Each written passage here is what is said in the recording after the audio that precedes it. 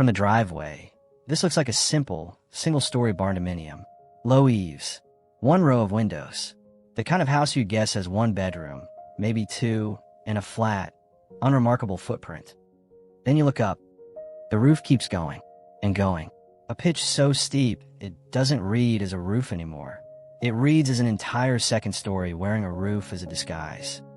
This is one of the most quietly clever tricks in modern barndominium design, and almost nobody talks about how it actually works. It's not a loft. It's not a bonus room.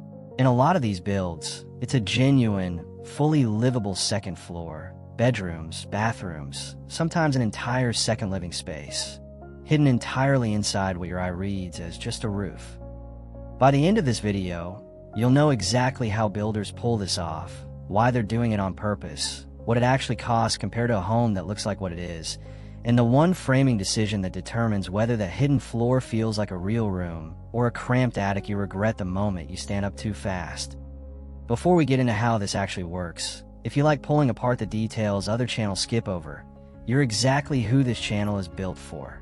I'm growing homes in Haven into the place where home design actually gets explained properly, not just shown off in a highlight reel. Hit subscribe and turn on notifications so you don't miss the next breakdown. Now let's get into the roof. Let's start with why this trick works on your eye in the first place, because it's not an accident. It's a deliberate manipulation of proportion. When you look at a house from the street, your brain estimates how many floors it is almost entirely from one visual cue: the height and position of the eave line, the point where the wall stops and the roof begins. A true single-story home has a low eave line, usually somewhere around 8 to 10 feet off the ground, with a modest roof pitch above it. Builders creating a hidden second floor keep that eave line low, exactly where your eye expects a single story to end. But instead of a shallow, modest roof above it, they build a dramatically steep pitch, often 10-12, 12-12, or even steeper, that climbs far higher than a typical roof ever would. Your eye registers low eave must be one story, and never questions the roof above it, because roofs are supposed to be big. You've been trained your whole life to read a tall roof as decoration, not as square footage. That's the entire illusion. The eave line lies about the ceiling height below it. The roof above it is quietly doing the job an entire second story of walls would normally do. Here's where we get into the real engineering, because this only works because of a specific structural component: the attic truss, sometimes called a room and attic truss. A standard roof truss is built almost entirely out of triangulated webbing, diagonal braces that make the truss strong but fill the entire interior with wood, leaving no usable space inside it. You cannot put a room inside a standard truss. There's simply nothing but structure in the way. An attic truss is engineered completely differently. Instead of filling the whole triangle with diagonal webbing, it leaves a rectangular void in the center, vertical king posts on the sides instead of diagonal webs, creating an open room-shaped cavity right inside the truss itself, with a flat or raised heel bottom chord acting as the floor and slope top chords acting as the ceiling and walls. But there's more to this than just leaving a gap in the middle. Standard roof trusses are only designed to carry light ceiling dead loads, roughly 10 pounds per square foot, enough for drywall and insulation, nothing more. The moment you turn that space into a room people actually walk and live in, the bottom core of that truss has to be re-engineered entirely, sized to carry residential floor live loads of around 40 pounds per square foot, plus whatever flooring material sits on top of it. That's not a small adjustment. It's the difference between framing lumber size for hold up a ceiling and framing lumber size for hold up a bed, a dresser, and 2 people standing on it. There's a second detail hiding in that truss design too, right where the roof meets the exterior wall. If the bottom chord sits flat and low right of the wall plate, there's barely any room for insulation at that outer edge before the roof slope pinches it down to nothing, which creates a cold, poorly insulated strip right where the wall meets the roof. Builders solve this with a raised heel attic truss, which lifts that outer joint higher above the exterior wall specifically to leave room for a full, uncompressed depth of insulation over the eave without blocking the ventilation channel above it. It's a small-looking detail in a truss drawing that quietly prevents one of the most common energy weak points in this entire style of home. This is the single component that makes the whole hidden floor illusion structurally real instead of just a decorating trick. Without attic trusses, or an equivalent engineered floor and roof system, that steep roof above the low eave line really would just be empty, unusable attic space. With them, engineered for real floor loads and detailed with a raised heel of the eave, it's a genuine framed room, built into the roof structure instead of stacked on top of a second set of walls. This is the honest question, and it deserves a direct answer. If you can fit a whole floor of living space up there, why not just frame a normal two-story house? The answer comes down to cost, structure, and in a lot of cases, local zoning. A true two-story home requires a second full set of load-bearing walls, a second layer of exterior siding and windows, additional structural framing to carry that second floor's loads down to the foundation, and in many jurisdictions, different fire rating and egress requirements once a home is classified as multi-story. All of that adds real cost and real complexity. A room and attic design, by contrast, uses the roof structure itself to enclose that upper living space, which means you're not paying for a second full story of exterior wall framing, siding, and window installation. The roof is doing double duty as both the covering and the enclosure. In post-frame and barndominium construction specifically, where the whole appeal is fast, efficient building, this matters even more because it keeps the simple, low-wall height barn aesthetic on the outside while still delivering real square footage on the inside. And in some rural or suburban areas, local height restrictions or setback rules are calculated based on the height of exterior walls, not the peak of the roof, meaning a room and attic design can sometimes legally deliver more usable floor area on a restricted lot than a true two-story home ever could. Here's the part the pretty listing photos never show you clearly, and it's the single biggest honest trade-off of this whole design. Because the upper floor lives inside a sloped roof, not underneath a flat ceiling, the usable headroom shrinks dramatically as you move away from the center of the room. Along the outer edges of the space, where the roofline meets the floor, you often can't stand up at all. Builders solve this with something called a knee wall, a short vertical wall, usually 2 to 4 feet tall, built partway up from the floor, with the roof slope continuing above it. Everything below that knee wall's roofline, often a strip several feet wide along both edges of the room, is technically inside the house, but functionally only useful for low storage, not living space. Building codes are specific about this too.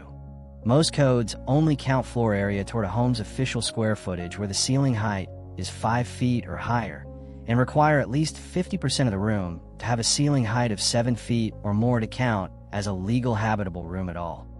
This means a room and attic space that looks enormous on the exterior can end up with a genuinely usable floor footprint noticeably smaller than the roof above it suggests. It's not dishonest. It's just something almost nobody explains before someone falls in love with the exterior silhouette. A room built entirely inside a sloped roof has 2 problems on top of the headroom issue. Limited natural light, since your only real window options are small gable-end windows or roof-mounted skylights, and a claustrophobic feeling from ceilings that slope down aggressively on both sides. Dormers solve both problems at once. A dormer is a small structural projection that punches vertically up and out through the main roof slope, creating a section of vertical wall with a window in it, topped by its own small roof. Structurally, it interrupts the main roof plane, which means it also requires its own framing and flashing details to keep water from finding its way into that intersection. Dormers are one of the most common sources of roof leaks in any home, precisely because they create extra roof-to-wall seams where water can go wrong. Done well, a dormer does more than let in light. It pushes the low, sloped ceiling back and creates a genuine pocket of standing headroom exactly where you need it most, often positioned directly over a bed, a desk, or a bathroom vanity. A room and attic design with well-placed dormers can feel like a completely normal room. The same design without them can feel like living inside a tent. And if that upper room is going to be called a bedroom, dormers stop being optional in a much more serious way. They become a legal requirement, not just a comfort upgrade. Any room designated as a bedroom needs a compliant emergency escape and rescue opening. And building code is specific about what that means. A minimum of 5.7 square feet of clear opening area, or 5.0 square feet if the window sits at ground level, with a minimum clear opening height of 24 inches. A small decorative gable-end window, or an undersized dormer window that looks fine from the outside, can genuinely fail to meet that requirement. Which means the room technically can't be legally called a bedroom at all, no matter how it's marketed. If you're putting bedrooms up in that roof space, the dormer isn't just there for light and looks. Its size is dictated, at minimum, by fire safety escape requirements first, and everything else second. This design isn't universally easy to pull off well, and it's worth being honest about where it performs best and where it demands extra care. In hot, dry, or moderate climates, a room and attic space is relatively forgiving. Ventilation channels move heat out efficiently, ice damming isn't a concern, and the insulation detailing, while still important, carries lower stakes if a corner gets missed. In cold, snow-heavy climates, this design gets meaningfully harder to execute well. Heavy snow loads add real weight to that steep roof pitch, which the attic truss and its supporting structure need to be engineered for from the start, not assumed away because the roof looks strong. And because ice damming is directly caused by uneven heat loss through the roof deck, every one of those knee wall and collar tie transition joints we just talked about becomes a much higher stakes detail. A ceiling mistake that's a minor energy loss in Georgia can become a genuine ice dam and water intrusion problem in Minnesota. None of this means the design doesn't work in cold climates. Plenty of well-built examples exist in heavy snow regions. It means the margin for error on insulation, air sealing, and structural sizing shrinks considerably, and it's exactly the kind of build where cutting corners on an experienced contractor to save money tends to cost far more later in repairs than it's saved up front. Because the exterior reads as single-story, a lot of these floor plans have to solve a problem regular two-story homes don't. What do you put a full staircase inside a home whose entire ground floor layout was designed around the assumption of one level? In practice, this usually shows up in one of two ways. Some floor plans dedicate a genuine stairwell from the start, tucked along an interior wall or built into a mudroom or hallway, planned into the ground floor from day one specifically to reach the room and attic space above. Others, particularly conversions or additions to an already built barndominium, end up with a steeper, more compact staircase, sometimes close to the maximum pitch building code allows, because there simply wasn't extra floor space budgeted for a gentle, wide staircase in the original single-story plan. This is worth knowing honestly if you're shopping for one of these homes rather than building one from scratch. Ask specifically about staircase pitch and width, because a steep, narrow stair to a room and attic space is one of the most common regrets owners mention once they're actually living with it, especially if that upper floor is meant to include a primary bedroom you'll be using daily, not just an occasional guest room. This is the building science detail that separates a well-executed hidden second floor from one that's miserable to actually live in. In a normal single-story home, your roof needs to be insulated, and your walls need to be insulated, but they're two separate, relatively simple systems.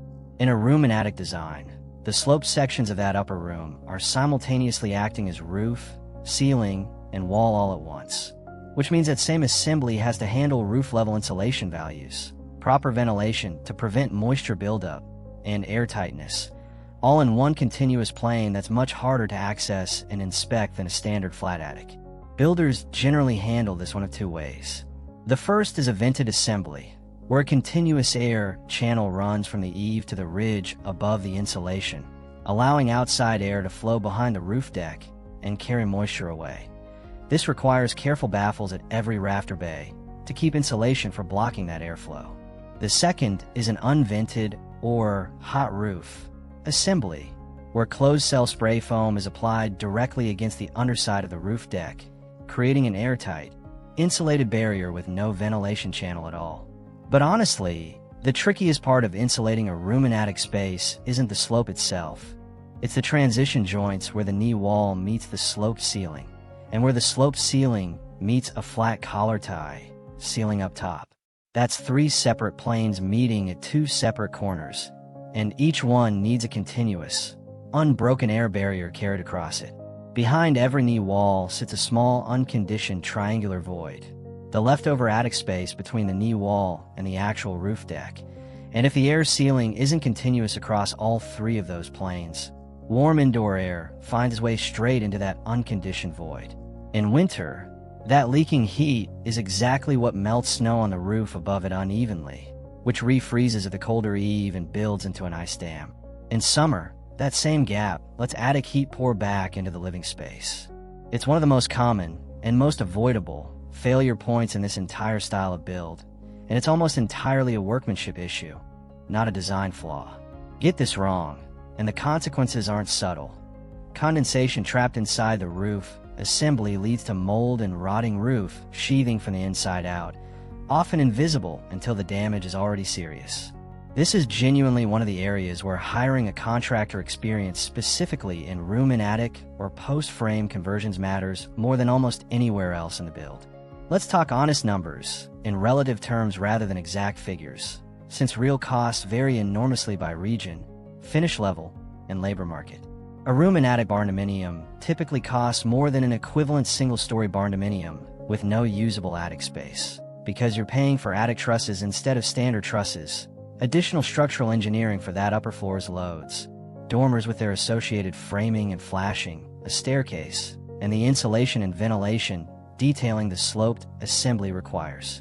It typically costs less than an equivalent true two-story barndominium, because you're not paying for a full second story of exterior wall framing, siding, and window installation, and in post-frame construction specifically, that avoided second-story wall system is a meaningful chunk of the total build cost. Where this design tends to make the most financial sense is on a lot with height restrictions, on a budget that can't stretch to a full two-story home, but needs more square footage than a true single level provides, or for anyone who specifically wants that low, wide, single-story barn silhouette from the outside, and is willing to accept the headroom and staircase trade-offs to get real living space without it. If you want to get good at recognizing these from the street before you even see the roofline, there are a few reliable tells. Gable end windows. The small windows positioned high up in the triangular wall at the end of the house, right up near the peak, are one of the strongest signals, since a genuinely empty attic space almost never gets a window there. Dormers punched into the roof slope are an even more obvious tell, since builders don't spend money framing and flashing a dormer for space nobody's going to use. And a roof pitch that looks disproportionately steep relative to the height of the walls beneath it. A roof that looks like it's trying too hard is often exactly that, because it needs that extra height to fit a usable room and standing headroom inside it. Once you know what you're looking for, you'll start noticing these homes everywhere, and you'll never look at a steep barndominium roofline the same way again. To be fully honest, this design isn't automatically the right answer, just because it's clever. If you specifically want the low, single-story barn silhouette from outside, you're working with a lot that has height restrictions, or your budget sits between a true single-story and a true two-story home, a well-executed room and attic design is a genuinely smart way to get real square footage without the cost or visual bulk of a full second story. But it demands real commitment to the details. Attic trusses specified correctly from day one, dormers placed thoughtfully rather than as an afterthought, insulation and ventilation handled by someone who's done this assembly before, and an honest look at whether you and your family are comfortable with knee walls and a steeper staircase. If you need maximum flexible floor area with full ceiling height wall to wall, or you're not willing to plan the staircase and insulation details carefully from the start, a true two-story or true single-story home will likely serve you better and cause fewer regrets 5 years in. What makes this design genuinely clever isn't that it tricks your eye. Plenty of architectural tricks do that. It's that the trick and the function are the same move. The steep roof that fools you from the driveway is the exact same structure doing the real work of enclosing a livable room. Nothing about it is fake. It's just quieter than a second story has any right to be. Next time you drive past a barndominium with a roof that looks a little too tall for its walls, you'll know exactly what you're looking at, and exactly what it took to build it. If this changed the way you'll look at roof lines from now on, that's exactly the kind of thing we love digging into at Homes in Haven. Every video here is about understanding the real why behind a home's design, not just admiring it from the curb. If you want more breakdowns like this one, subscribing genuinely helps this channel grow, and it means the next deep dive lands right in front of you. So from all of us at Homes in Haven, thank you for watching, and we'll see you in the next one.